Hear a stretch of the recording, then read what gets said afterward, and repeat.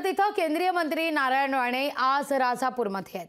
भाजपा पदाधिकारी आणि कार्यकर्त्यांशी ते संवाद साधणार आहेत। रत्नागिरी सिंधुदुर्ग जागेचा तिढा अद्याप कायम आहे, पण नारायण राणेंकडून जिल्ह्यात सभांना सुरुवात झाली आहे। रत्नागिरी सिंधुदुर्गच्या जागेकरता भाजप आग्रही आहे, तर दुसरीकडे शिवसेनेनं देखील आपला दावा कायम ठेवला आहे।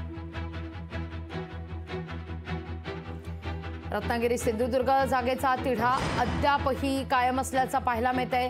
एकीकडे या सगळ्या संदर्भात तिढा आज उद्यामध्ये सुटेल अशी शक्यता वर्तवली जात असताना, दुसरीकडे नारायण राणे यांनी आपल्या प्रचाराला सुरुवात केलेली आहे। आज नारायण राणे राजापुरात असतील। भाजपा पदाधिकारी आणि कार्यकर्त्यांशी ते संवाद साधणार आहेत। विशेष म्हणजे रत्नागिरी सिंधुदुर्गची जागा भाजपच्या वाट्याला जाण्याची शक्यता वर्तवली जात असताना राणेंनी तिथं आपल्या प्रचाराला सुरुवात केली आहे। विशेष म्हणजे नारायण राणे यांच्या उमेदवारीची अद्यापही काही भाजपकडून घोषणा करण्यात आलेली नाहीये, तरी मात्र या ठिकाणी प्रचाराचा शुभारंभ नारायण राणे यांच्याकडून करण्यात आलेला आहे आणि प्रचाराला सुरुवातच नारायण राणे यांनी आता रत्नागिरी सिंधुदुर्ग पट्ट्यात केल्याचं पाहायला मिळतंय। आज नारायण राणे राजापूरमध्ये असतील आणि राजापूरमध्ये नारायण राणे पदाधिकारी आणि कार्यकर्त्यांशी संवाद साधणार आहेत। या रत्नागिरी सिंधुदुर्गच्या जागेवर शिवसेनेनं देखील आपला दावा कायम ठेवलेला आहे।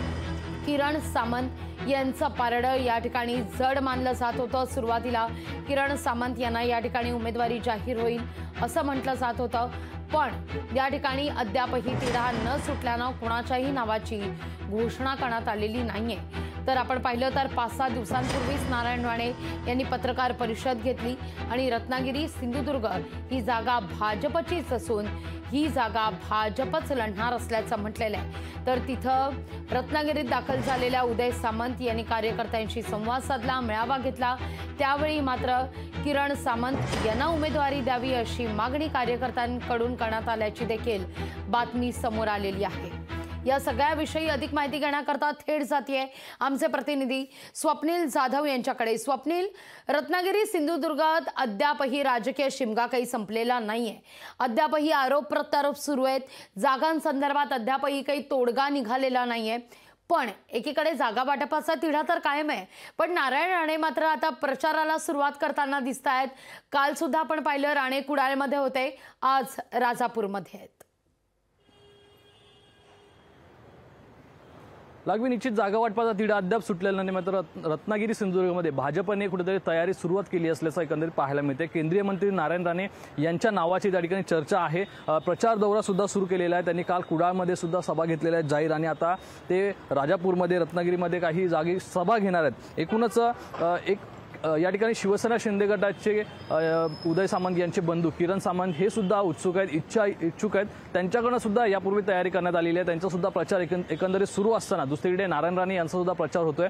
एकूण ज्या मतदारसंघामध्ये नारायण राणे फिरतायत या मतदारसंघामधून सुद्धा शिवसेना शिंदे गटाचे कार्यकर्ते ते नाराज आहेत। त्यामुळे कुठेतरी हा जो मतदारसंघ आहे तो आपल्याला मिळाला पाहिजे अशा प्रकारची भावना ही ते व्यक्त करतात, आणि मुख्यमंत्री एकनाथ शिंदे यांच्यावरती दबाव सुद्धा त्या गोष्टीचा आहे। नारायण राणे यांनी पत्रकार परिषद घेतल्यानंतर थेट ते प्रचाराला सुरुवात करतात, आणि त्यांनी प्रचाराला सुरुवात केलेली आहे सुद्धा। आज सुद्धा त्यांच्या काही बैठका या कार्यकर्त्यांसोबत असतील, पदाधिकाऱ्यांसोबत होणार आहेत, आणि आज प्रमुख सभा सुद्धा होणार आहे। त्यामुळे नक्की जागा वाटपामध्ये ही जागा आहे ती भाजपला जाते का, आणि या जागेवरती केंद्रीय मंत्री नारायण राणे हे उमेदवार असतील का अशी चर्चा आहे, आणि कुठेतरी यावरती शिक्कामोर्तब होईल अशी सुद्धा दाट शक्यता ही वर्तवण्यात येते। लागवी निश्चित स्वप्नील, धन्यवाद तुम्ही दिलेल्या एकूणच सविस्तर माहिती करता।